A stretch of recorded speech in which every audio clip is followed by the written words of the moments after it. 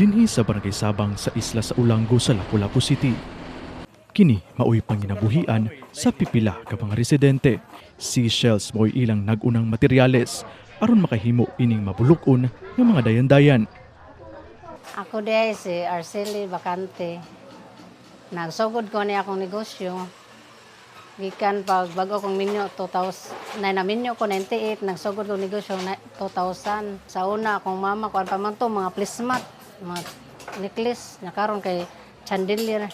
Matod ni Bacante nga sa mga katuigan nga nilabay, makabaligya na sila dili lang locally apan internationally na sab sama sa United States ug China. Apan di sayon ang pagbuhat ni ini.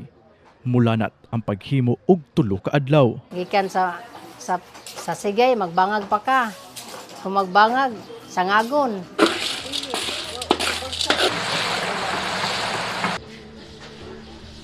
Tuhugon, then itaod pa ning screen. Nya magbutag alambre, magkatsa kag alambre. Dugay sir, kung diri ra gid ko anan, di madali. Bisan sa kakuti sa paghimo, mukantidad lang sa 150 pesos ngadto sa 1,200 pesos ang maong mga chandelier. Gibana-bana sab nga moabot lang sa 10,000 pesos ang malimpyo nga halin ni Bacante. Igo lang nga magahin sa nagunang mga palaliton.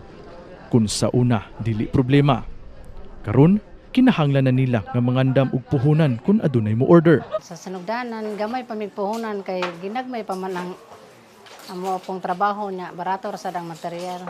Pero problema pa man may kay dako na kay puhunan. Kinahanglan gid mig dako ng kantidad kay ang materialis grabe ka saka. Kung kaniadto sab, igo lang ang 50,000 pesos nga puhunan gikan sa lokal nga kagamhanan sa dakbayan sa Lapu-Lapu alang sa pagsugod sa maong negosyo.